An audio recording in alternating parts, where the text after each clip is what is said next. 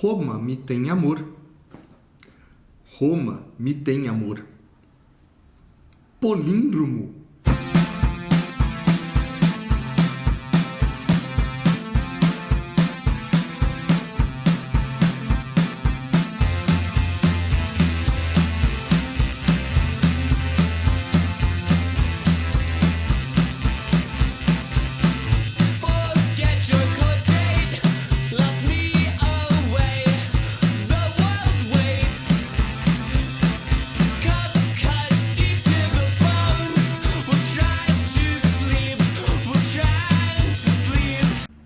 E hoje vamos começar a falar sobre Roma. E vamos começar em ordem cronológica, né? Dessa vez vamos começar falando sobre a monarquia romana. A história de Roma está dividida em 3 fases, tá? Começa por um sistema monárquico, passa para um republicano e finalmente chega no império. Não dá tempo de falar de tudo isso de uma vez só. Então vamos lá, começando por monarquia.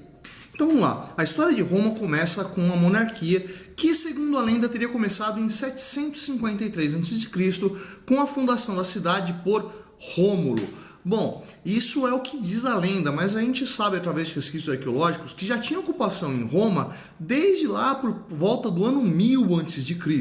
Mas vamos vendo, né?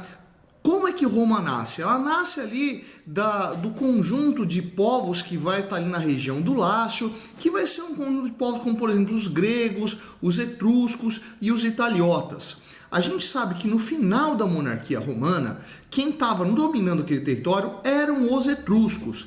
Mas nessa formação vai ter influência desses 3 povos na construção da monarquia romana. Bom, então vamos lá. Segundo o que a gente tem das lendas, né, principalmente vindo aí através de Virgílio, através de Tito Livio, né, Roma teve 7 reis, mas desses 7 reis a gente só consegue confirmar os 3 últimos. Os outros 4, toda a história está muito envolvida em lenda e a gente não sabe muito bem se eles realmente existiram. Mas os 3 últimos tinham nomes etruscos, o que confirma o domínio etrusco durante a formação da monarquia romana. Então vamos lá, só para listar aí quem que eram esses 7 reis de Roma. Começa obviamente com Rômulo. Na sequência, Numa Pompílio, Túlio Hostílio, Anco Márcio, Tarquínio Prisco, Sérvio Túlio e Tarquínio o Soberbo. Bom, é durante a monarquia romana que a estrutura social básica dela vai se formar. E era algo muito parecido com o que existia na Grécia, né? Se você perdeu aí os vídeos sobre Grécia, ó, vou colocar desse lado aqui, ó, o link que está falando sobre Atenas e desse lado o link que está falando sobre Esparta, as duas da Era Clássica, onde eu falo ali da organização social grega, que basicamente, se você não quer ir lá assistir os vídeos, era uma organização em 3 grupos: cidadão, homem livre e escravo. Bom, isso vai se repetir em Roma com uma pequena adaptação, porque eles tinham 2 modelos de homens livres. Então, vendo como é que estava organizado a sociedade romana. Acima de todo mundo se encontravam cidadãos, chamados de patrícios. Bom, os patrícios eram aqueles caras que tinham direitos políticos, porque descendiam lá dos primeiros conquistadores, aqueles que formaram Roma, né? E que eram proprietários das terras, né? Proprietários do gado, e que assim administravam a polis romana, né? Sim, porque Roma, durante sua origem, ela não se diferenciava muito de uma polis grega, né? Bom, abaixo dos cidadãos, dos patrícios, se encontrava 2 camadas de homens livres: os clientes e os plebeus. Os plebeus eram a maior parte da população, né? Que era um homem livre típico do que existia lá na Grécia. Ou seja, o cara vive do próprio trabalho, paga impostos para viver dentro da cidade, né? Para ter a proteção dos cidadãos. Mas o que diferenciava o plebeu, né, essa figura típica, né, muito semelhante ao homem livre da Grécia, do cliente? O cliente era um homem livre que era agregado de uma família patrícia. Só os patrícios, só os cidadãos tinham famílias. A própria ideia de família entre os romanos era um pouco diferente da forma como a gente tem hoje, mas a gente vai acabar explicando como é que é isso aí, né? Então, alguns grupos que estavam atrelados diretamente a famílias patrícias era um tipo de homem livre especial, era um homem livre com privilégios, não tinha os mesmos direitos patrícios, óbvio, mas estava agregado a essa família. E por último, você encontrava quem? Você encontrava o escravo. O escravo também muito parecido com o escravo de Atenas, ou seja, o cara era propriedade privada e era utilizado como ferramenta, o instrumentum vocare, que eu já falei em outras aulas atrás. Bom, então para a gente conseguir entender aí a diferença principalmente entre cliente e plebeu, vamos ver a noção de família dos romanos. Bom, essa palavra família, né, existia também em latim, né, sem a grafia com acento, né, mas família significava o quê? Um grupo unido, assim, que tem laços entre si, que tem alianças de fidelidade entre si, né, que um depende do outro, mas que não necessariamente é consanguíneo, né? Só para a gente conseguir entender isso aí, né, quando a gente olha mais à frente, vai olhar lá para um cara chamado Júlio César, que obviamente você já ouviu falar, ele chegou a adotar duas figuras que são importantes para a história dele, né? Otávio, que era sobrinho neto dele, né? Ele foi adotado por Júlio César e vai ser lá o primeiro imperador de Roma, e Brutus, né? Aquele cara que participou da conspiração que matou o Júlio César.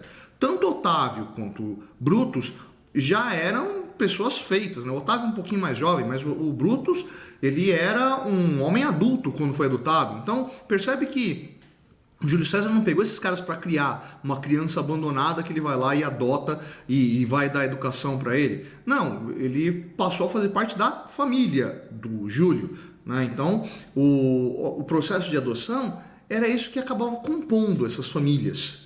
A adoção de pessoas fora da camada dos patrícios transformava eles em clientes. Família é um negócio muito importante para o romano, é a base da estrutura social deles.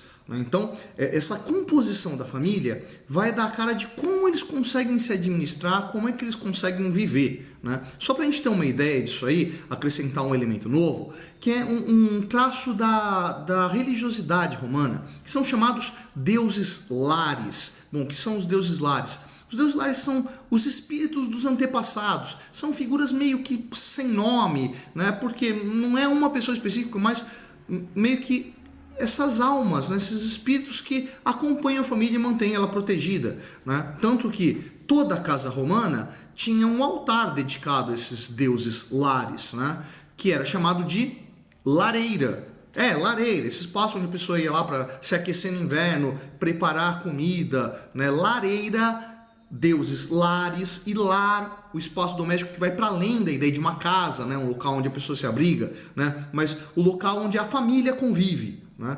Esse espírito dos deuses lares era o que unia todo esse grupo. Era tradição, inclusive, entre os romanos, ter pequenas estatuazinhas de pessoazinhas, né, que funcionavam meio como um amuleto, que eles carregavam consigo no bolso, numa sacola, pendurado no pescoço, no pulso, sei lá como, né, mas que era essa representação desse espírito que unia essa família, que levava ela junto. Esse espírito familiar da organização romana criava reflexo, inclusive, na administração da monarquia romana, né? O rei, ele era meio que visto como o pai de todos os romanos. Para entender essa lógica do pai que protege, que acolhe todo mundo, vamos dar uma olhada então no que é a lenda da fundação por Rômulo. Segundo a lenda da fundação de Roma, a cidade de Alba Longa, que era governada por descendentes de Enéas, um herói da guerra de Troia, acabou tomando um golpe de estado. O rei de Alba Longa foi deposto por seu irmão, né, que para tentar se livrar de qualquer traço de hereditariedade, tentou eliminar Réia Sílvia, a filha do rei de Alba Longa. Só que Réia Sílvia estava grávida de um relacionamento que ela teve com o deus Marte, deus da guerra, guarda isso que é importante, né? E Réia Sílvia, fugindo do tio que queria eliminar seus filhos, né, chegou às margens do rio Tibre, onde pariu um par de gêmeos, Rômulo, o fundador de Roma, e Remo, seu irmão gêmeo. Né? Para se livrar deles, enfiou numa cesta, jogou dentro do rio, o rio arrastou esse cesto até que foi parar na margem e uma loba encontrou os gêmeos. Ao invés de devorar, afinal de contas eles eram filhos de Marte, essa loba adota essas duas crianças e amamenta. Um pastor de ovelhas vai acabar encontrando essas crianças sendo amamentadas pela loba, acolhe e cria elas. Rômulo e Remo crescem, acabam descobrindo sua origem, né, sendo filhos de Réia Sílvia, e vão a Alba Longa para destituir o tio-avô, tirar o poder dele e colocar o avô de volta no poder. Bom, quando eles conseguem fazer isso, o avô deles permite com que eles construam uma nova cidade às margens do Rio Tibre. Né? Os dois vão lá e vão construir e cada um começa a organizar a sua casinha, lá, as primeiras habitações de Roma. Como é que um romano fazia uma casa? Ele cavava uma vala, uma enxada mesmo, no entorno, né? na circunferência aqui, circunferência não, porque não é um círculo, né? Mas na periferia, que circunscreve a casa onde ele iria morar. Fazia essa vala, construía 4 altares aos deuses lares, rezava em cada um deles e começava a construção. Segundo a lenda, Remo, que era o mais brincalhão dos dois, né, terminou de fazer a vala, construiu os altares, fazer a oração, olhou para a casa que o irmão estava construindo, viu que ele ainda estava em oração, né, e foi fazer uma brincadeira com ele. Foi até onde ele estava, saltou a vala, olhou para o irmão e disse: invadiu o seu território. Rômulo, sem parar para pensar, sacou da espada e matou o próprio irmão. Né? Olha o simbolismo que está presente aí, né? O rei, né, o fundador de Roma e todos aqueles que o seguem, né, herdeiro de Marte, né, deus da guerra, e está ali para proteger. Né? Quando o Rômulo estava rezando para os deuses lares, ele estava se comprometendo a proteger todo mundo que vivesse dentro daquele território, independente de quem fosse o inimigo. Na hora que apareceu o irmão dele, né, o cara que ele mais amava, saltou por trás dele e disse invadir seu território, Rômulo não pensou 2 vezes. Antes matar a pessoa que eu amo do que ofender os deuses lares. Eu tenho que proteger essa terra. E mata o irmão. Vem então o que é a função do rei. O rei era o grande protetor de todo mundo. Então, que funções ele desempenhava? Ele era chefe político, ele era chefe dos sacerdotes, ele era juiz e ele era o comandante de todas as tropas. Bom, junto com ele, não abaixo, né, existia um outro grupo que era o chamado Senado, que era o órgão mais importante de toda a história de Roma. Né? O que era o Senado? Era um conselho de ancião, tanto que a palavra senex, né, significa em latim ancião. Né? Senex é o senador. Né? Quem que eram esses anciãos? Quem eram os senadores? Esses caras eram os chefes das tribos romanas. Né? Lembra lá, tribo, família, seria meio que os patriarcas desses grandes grupos aí que estavam aliados. Né? Lembrando também que família era sempre patrícia. Né? Então, lá no Senado estavam esses anciãos, que tinham qual função? A função deles era fiscalizar o rei, né? Orientá-lo, né? Porque o Senado tinha uma função consultiva, ou seja, qualquer decisão que o rei tomasse, antes de botar ele em prática, ele tinha que procurar o Senado, apresentar a sua ideia e consultar para que o Senado o orientasse, né?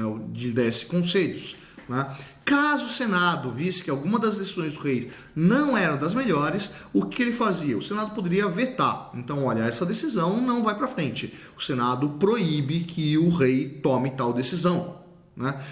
Mas, quando você olha para o terceiro órgão da monarquia romana, você vai começar a lembrar do sistema da democracia ateniense. Né? Até mesmo dá um pouco da diarquia espartana. Lembra dos vídeos que eu indiquei ali? Né? Por quê? Além do rei, além do Senado, existia um negócio chamado de Assembleia Curiata. Né?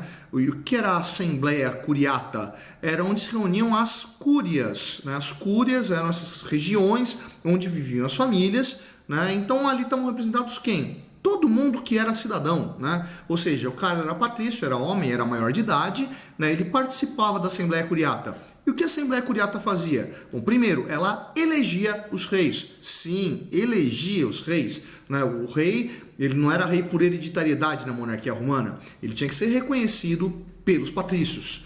Segundo, a Assembleia Curiata ia lá e aprovava ou recusava projetos de lei, declarações de guerra, tratado de paz. Né? Percebe a semelhança com a democracia ateniense? Então esse grupo, né, era o responsável por garantir com que as decisões do rei, que não foram vetadas pelo Senado, fossem aprovadas e o rei pudesse colocar em prática esse funcionamento. E aí, aprendeu mais essa? Curtiu a aula de hoje? Se curtiu, vai lá embaixo, dá um curtir. Não curtiu, vai lá embaixo, dá um descurtir. Deixe sua opinião, deixe sua questão, diz por que gostou, diz por que não gostou. Essa foi a Projeto Suetônio. Eu sou o professor Fábio e você deveria estar estudando. Yeah, yeah, yeah.